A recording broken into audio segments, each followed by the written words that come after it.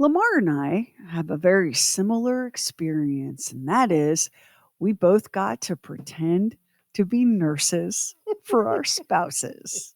We always have an odd one in the crowd. So it's kind of odd. Decidedly odd. Doesn't that strike you as a little bit odd? No, that doesn't strike me as a little bit odd. It's the Bob and Sheri Oddcast, with stuff we wouldn't, couldn't, or shouldn't do on the regular show. Now, here's the Oddcast. So I just want to begin by thanking all of the people who've reached out and sent healing wishes for my husband Kevin and asked how he's doing. He's doing really well. It was an intense ortho surgery that he had to have, and he's got pain. There's no doubt about it. He's got multiple incisions on his left leg. He's got multiple bones that had to be broken, moved, and reset. He had to have a tendon um, pulled out and thrown in the garbage, and another tendon kind of yanked over and pinned in place to replace that tendon. It's a big deal. I mean, no weight bearing on his left leg for the next 10 weeks, a full year before he's cleared and considered recovered. It's a big, big, big surgery.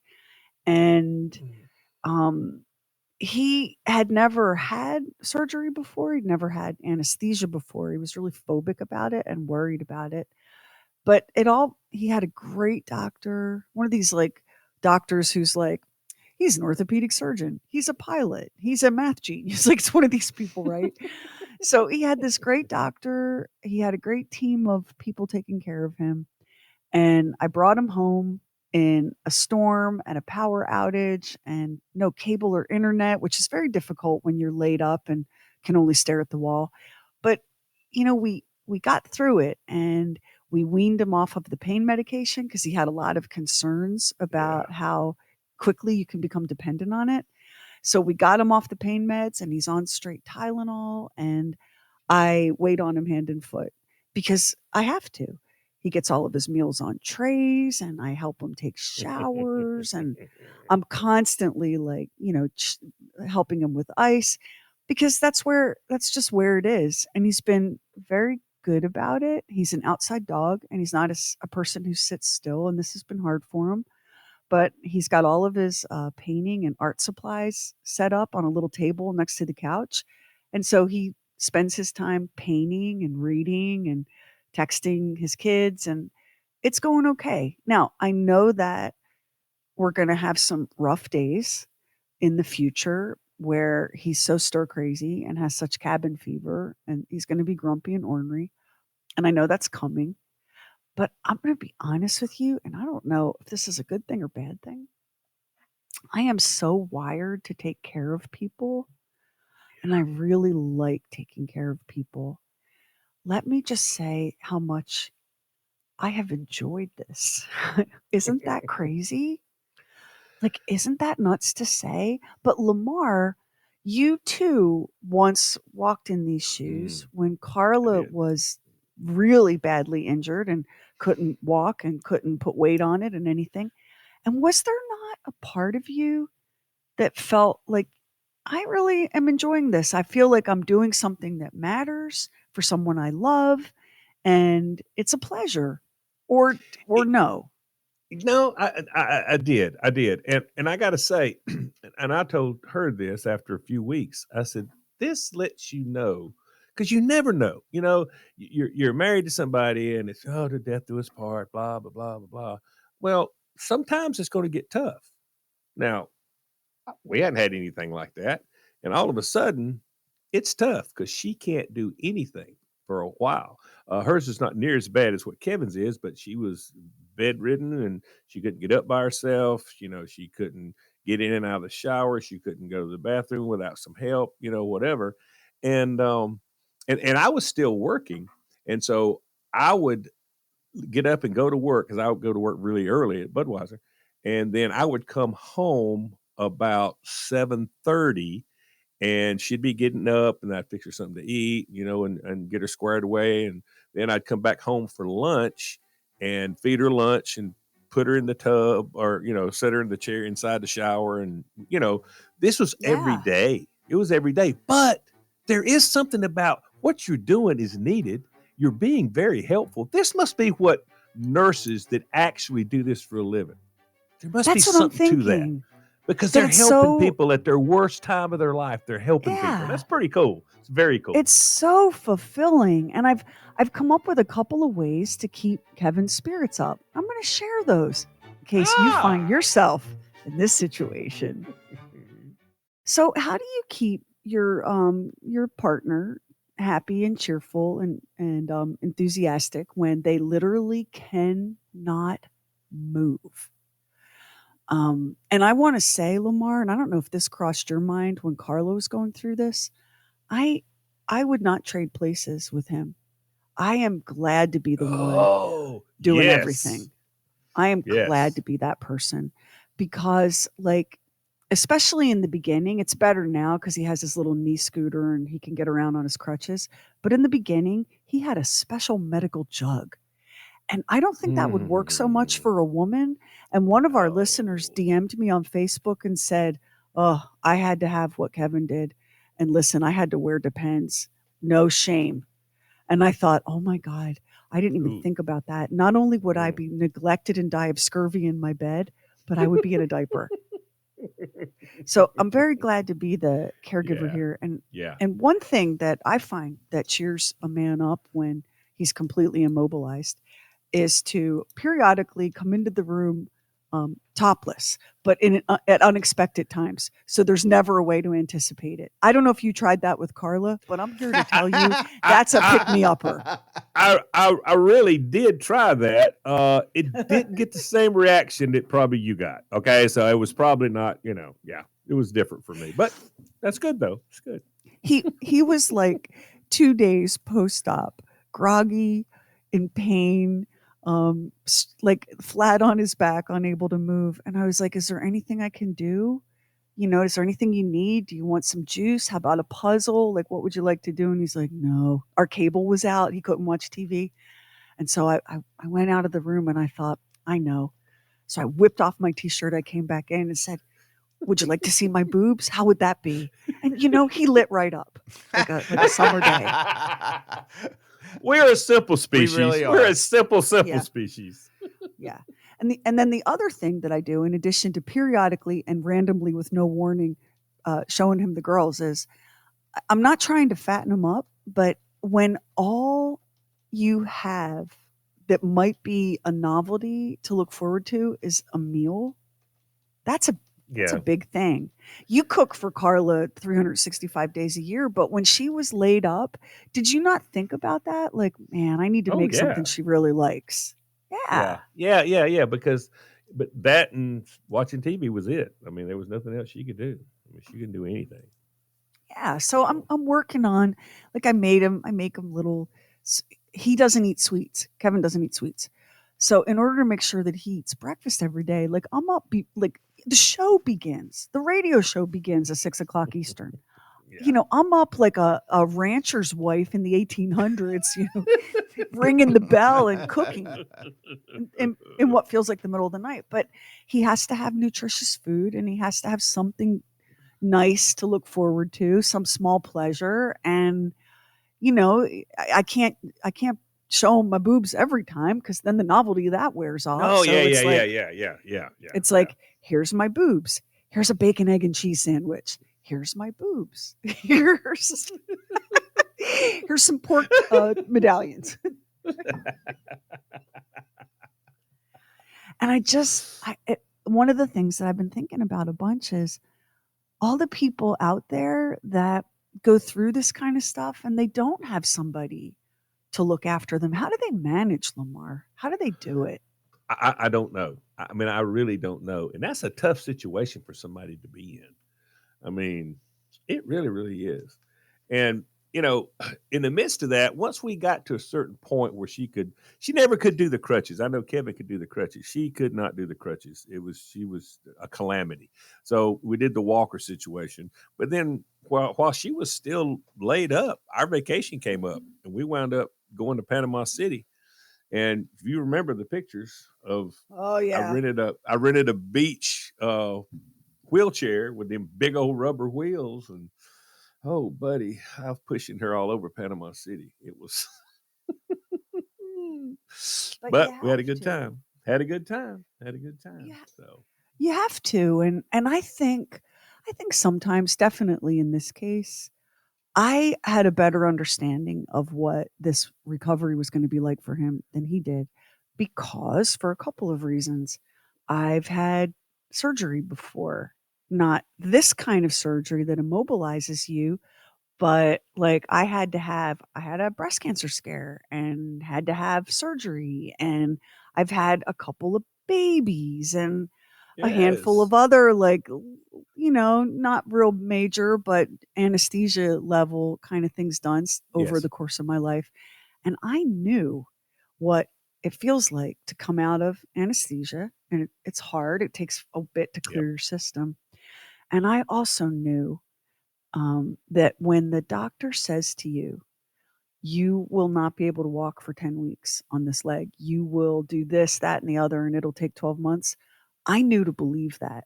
That's true. Yeah. Because this is not the first time he's done this. He knows what he's talking about. Yeah. I mean, he does. He does. Kevin looked at that because when he brought the paperwork home, because it happened pretty suddenly. Like he got injured last June and had tried everything under the sun to avoid surgery. And then, he had an MRI in December and they were like, buddy, you don't have many choices left. And surgery is your best option. So he agreed. When he brought the paperwork home, I sat down and read it, and my eyes, which are already sticking out of my head, came out even further. And I'm Mhm. looking at him and I'm looking at this paperwork and I was like, Kev, did you happen to, read this? And he goes, oh yeah, yeah. I'm like, did you read it? Like all of it, all the words? And he's like, yeah.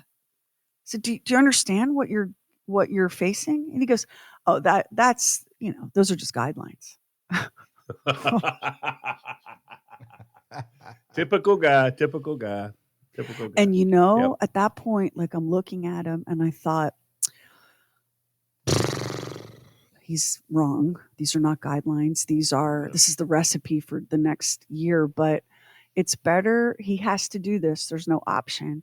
And so it's better that he goes in feeling optimistic, maybe a little cocky, right? Yeah. Yeah. It's better to go in that way rather than, going in like Eeyore, little black rain cloud and all the things that could go wrong. And so it was interesting. It was just night before last when he said to me, I didn't believe that these things would apply to me. I was like, well, broken bones and incisions and tendinectomies or tendinoctomies or tenditectomies or whatever they're called. Yeah. You are made of the same meat as the rest of us. Like, Yes. Steve Austin, you are just Yes. like everybody else. So now the challenge is, and soon he'll be able to drive. Like once he gets cleared and he's okay because it's his left leg and he has an automatic, so he doesn't have to clutch or anything. Yeah. Yeah. Once Yeah. he's Yeah. cleared to drive and he can kind of get out of the house and see some scenery, I think it'll be better. But in between now and then, this is a man who never sits still, and he hasn't moved since what, January 10th? See, It's I'm kind of primed for crazy. something like this, though. I'm primed for something like this because if I have got to be still and I've got a TV in front of me, I'm good to go. Yeah. That's what I said. The very first time when I when I got COVID, somebody said, "How is it?" I said, "I can only lay here on the couch and watch TV and eat." I've been training for this all my life. I've been training all my life. And by gosh, I got it. I mean, I got it. Now, Kevin is a guy that I know people like that. I wish I was like that. He's got to always be doing something. He's always got to be doing something. And I'm with you, Lamar. Like what are my hobbies? Oh, looky here. I like to read and I like to write. Yes. And I make goofy needlepoint pillows with cats on them or whatever, right? These are things you can do when you're not allowed to move.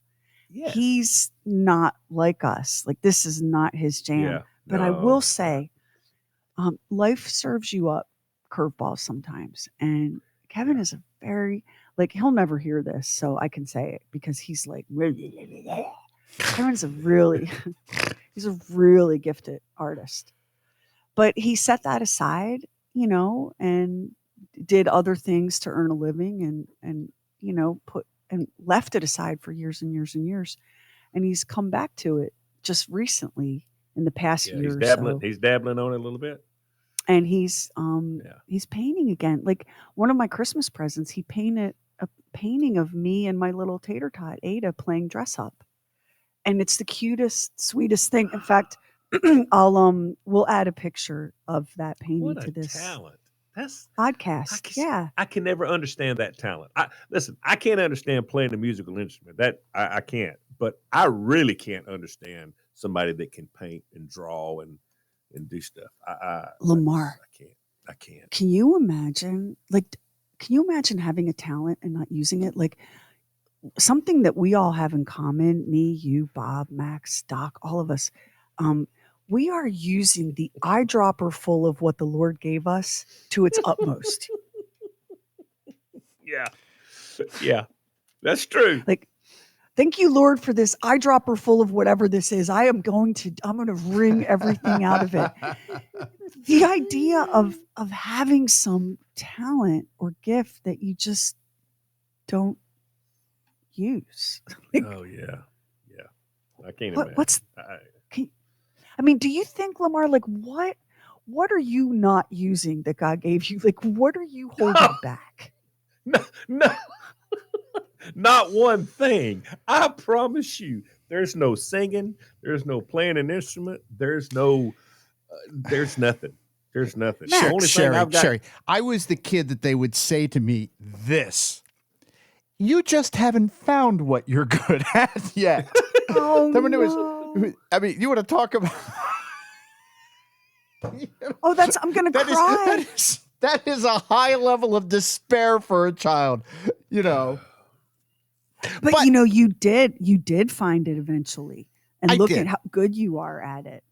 But do you ever sit around going, yeah, I've got all these other untapped gifts that I'm not going to Sure, I don't. No, I don't go. No. You could have been a doctor. No, I don't ever do that. You could have taught physics at the college level. No, I don't ever do that. None of that stuff. There's no part of me that says, wow, it's too bad you didn't go this way because this or that could have happened. I not only am using everything God gave me, I'm trying to force skills that I don't have. Like, for our other podcast, True Weird Stuff. So I'm working on an episode about the multiverse, about parallel universes and glitching in and out of alternate realities. But in order to do that, I'm trying to understand the quantum wave. Okay. Because and spooky action at a distance and Schrodinger's cat and all of these principles of physics that basically like make the multiverse possible. Right? I'm trying to understand how they proved it with the Higgs boson at the freaking particle collider in Switzerland. It's like staring at yourself in the mirror and willing yourself to turn into a rabbit. Like, it just can't be done. Like, my brain will not. I'll have like the most primitive grasp and then it slips away. The idea that I would have like a talent that I just didn't use. Yeah. Come on.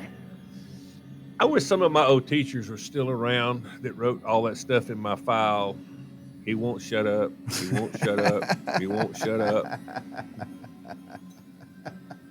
Here's what they'd say. Well, I'm not surprised. He never would shut up. Yeah. So I'm really, I would not wish what he's going through on anyone, but I'm glad that it's been like a reason or an excuse or a motivator to pick that gift back up. Because it's kind of crazy to me to have it, and not.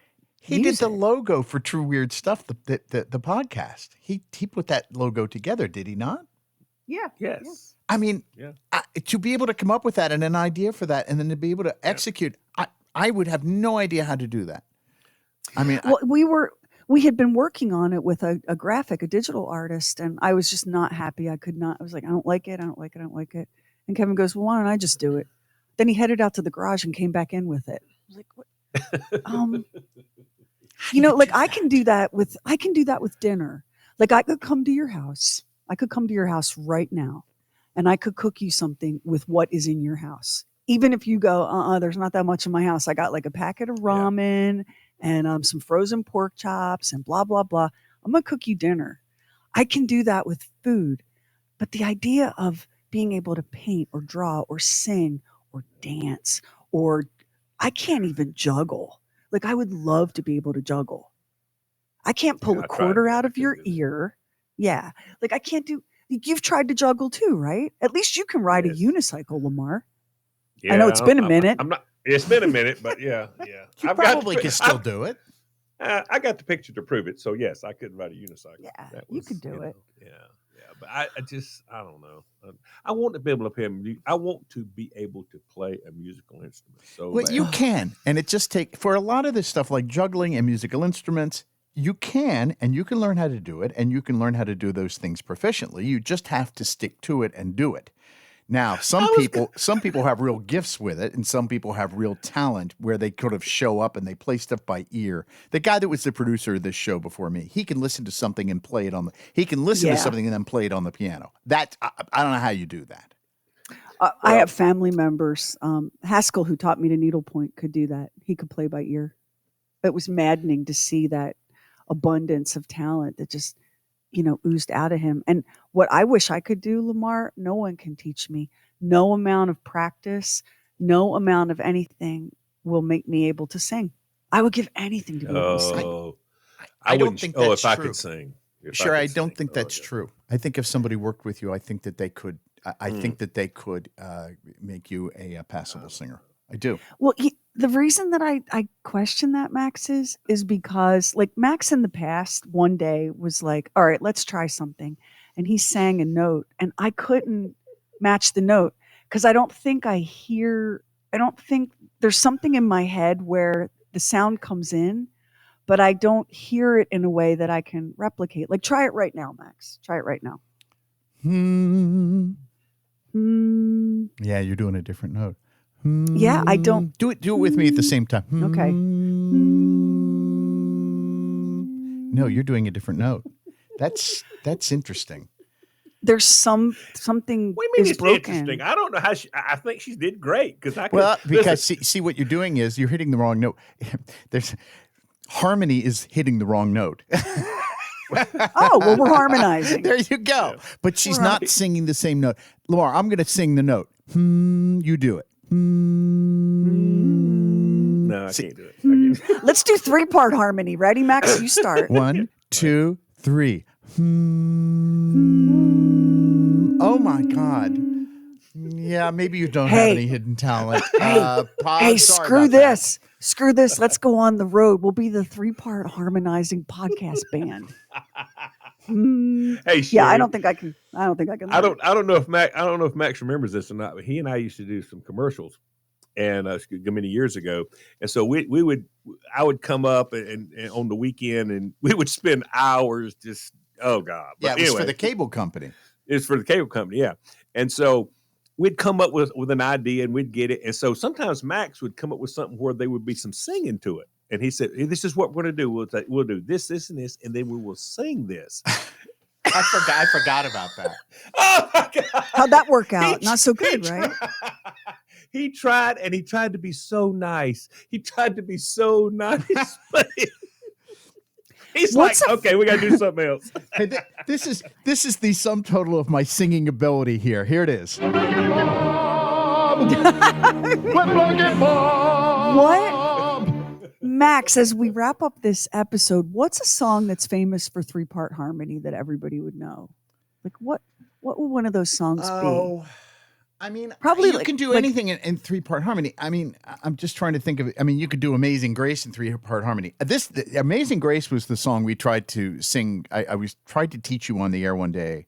Amazing Grace, how sweet. Let's do it in 3-part harmony right now. You start, Max, and then Lamar and I will join in. Here we go. Amazing Grace, how sweet Thus. Oh, that's not a sweet sound. That is. I don't think we should inflict this on anybody. If we did this instead of waterboarding, we would be able to get all the information we know. Oh, we're getting hired by the CIA. So as we wrap up this episode, use your talents. Don't let them get dusty. And don't wait till me and Lamar are bringing you food on a tray to figure that out. Go ahead and use it right now. That's right. That's right. Right now. Right now. And if somebody's done you real dirty, DM us and we'll send them a little song. That'll teach them. That's New right. episodes of the Oddcast every Monday. New episodes of Talking Lamar every Friday. And brand new episodes of True Weird Stuff every Friday night. Our website is BOBANDSHERI.com. Thank you for listening and for all the love you've sent Kevin's way. We'll see you next time on the Oddcast.